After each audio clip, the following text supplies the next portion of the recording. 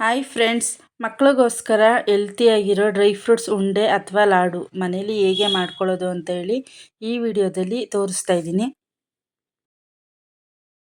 ಉಂಡೆನ ಮಾಡೋದಕ್ಕೆ 3 ಕೊಬ್ಬರಿನ ಚೆನ್ನಾಗಿ ತುರಿದು ಇಟ್ಕೊಂಡಿದ್ದೀನಿ.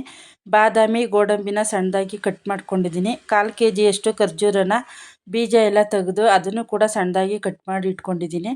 ಜೊತೆಗೆ ಎಳ್ಳು ಗಸಗಸೆ ಕೂಡ ಸ್ವಲ್ಪ ತಗೊಂಡಿದ್ದೀನಿ. ನೆಕ್ಸ್ಟ್ ನಾನು ಪಾಕ ಮಾಡ್ಕೊಳ್ಳೋದಕ್ಕೆ ಅಂತೇಳಿ ಬೆಲ್ಲ ಕೂಡ ತಗೊಂಡಿದ್ದೀನಿ. ಉಂಡೆನ ಮಾಡ್ಕೊಳ್ಳೋದಕ್ಕೆ ಫಸ್ಟು ಒಂದು ಪಾತ್ರೆನ ಬಿಸಿಯಾಗೋದಕ್ಕೆ ಇಟ್ಟು ತುಪ್ಪನ ಕಾಯೋದಕ್ಕೆ ಇಡ್ತಾ ಇದ್ದೀನಿ. ನೆಕ್ಸ್ಟು ನಾನು ಬಾದಾಮಿ ಮತ್ತು ಗೋಡಂಬಿನ ತುಪ್ಪದಲ್ಲಿ ಫ್ರೈ ಮಾಡ್ಕೊತಾ ಇದ್ದೀನಿ. ಜೊತೆಗೆ ಎಳ್ಳು ಮತ್ತು ಗಸಗಸೆನೂ ಕೂಡ ಒಟ್ಟಿಗೆ ಹಾಕಿ ಚೆನ್ನಾಗಿ ಫ್ರೈ ಮಾಡ್ಕೊತಾ ಇದ್ದೀನಿ. ಫ್ರೈ ಮಾಡುವಾಗ ಲೋ ಫ್ಲೇಮಲ್ಲಿ ಫ್ರೈ ಮಾಡ್ಕೋಬೇಕು. ಉರಿ ಜಾಸ್ತಿ ಮಾಡಿಕೊಂಡ್ರೆ ಸೀದೋಗೋ ಚಾನ್ಸಸ್ ಇರುತ್ತೆ. ನಿಧಾನವಾಗಿ ಲೋ ಫ್ಲೇಮಲ್ಲಿ ಒಂದು 5 ನಿಮಿಷ ಬಿಸಿ ಮಾಡಿಕೊಂಡ್ರೆ ಸಾಕು. ಎಲ್ಲನೂ ಚೆನ್ನಾಗಿ ಫ್ರೈ ಮಾಡ್ಕೊಂಡ್ಮೇಲೆ ಒಂದು ಕಡೆ ತಣ್ಣಗಾಗೋದಕ್ಕೆ ಇಡ್ತಾ ಇದ್ದೀನಿ. ನೆಕ್ಸ್ಟ್ ನಾನು ಒಂದು ಪಾತ್ರೆಗೆ ಬೆಲ್ಲ ಹಾಕಿ ಸ್ವಲ್ಪ ನೀರು ಹಾಕಿ ಬಿಸಿ ಮಾಡ್ಕೊತಾ ಇದ್ದೀನಿ.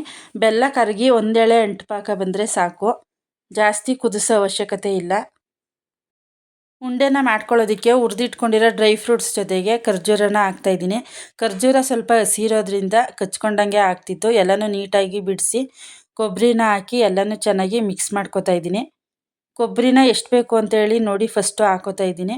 ಕಡಿಮೆ ಅಂತ ಅನಿಸಿದ್ರೆ ಇನ್ನೊಂದು ಸ್ವಲ್ಪ ಹಾಕಿ ಚೆನ್ನಾಗಿ ಮಿಕ್ಸ್ ಮಾಡ್ಕೋಬೋದು.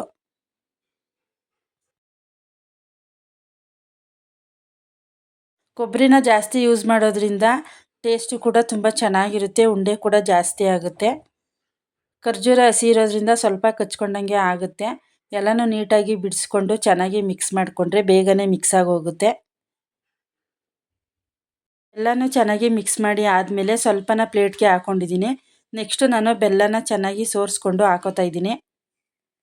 ಉಂಡೆ ಕಟ್ಟೋದಕ್ಕೆ ಬೆಲ್ಲದ ಪಾಕನ ಬಳಸೋದ್ರಿಂದ ಟೇಸ್ಟು ಕೂಡ ತುಂಬಾ ಚೆನ್ನಾಗಿರುತ್ತೆ, ಹೆಲ್ದಿಯಾಗೂ ಇರುತ್ತೆ.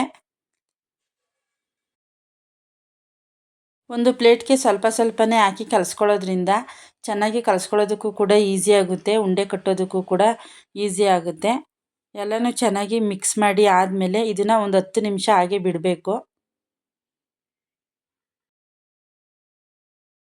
10 ನಿಮಿಷ ಹಾಗೆ ಬಿಟ್ಟು ಎಲ್ಲನೂ ಚೆನ್ನಾಗಿ ಮಿಕ್ಸ್ ಮಾಡೋದ್ರಿಂದ ಪಾಕ ಎಲ್ಲ ಚೆನ್ನಾಗಿ ಸೆಟ್ಟಾಗಿರುತ್ತೆ.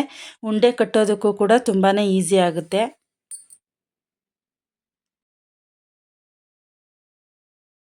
ಈ ಉಂಡೆನ ಪ್ರತಿದಿನ ಮಕ್ಕಳಿಗೆ ತಿನ್ನೋಕ್ಕೆ ಕೊಡೋದ್ರಿಂದ ಮಕ್ಕಳಿಗೆ ಮೂಳೆಗಳು ಗಟ್ಟಿಯಾಗುತ್ತೆ, ಸುಸ್ತು ಆಯಾಸ ಎಲ್ಲ ಕಡಿಮೆಯಾಗಿ ಮಕ್ಕಳು ಕೂಡ ಹೆಲ್ತಿಯಾಗಿ ಇರ್ತಾರೆ.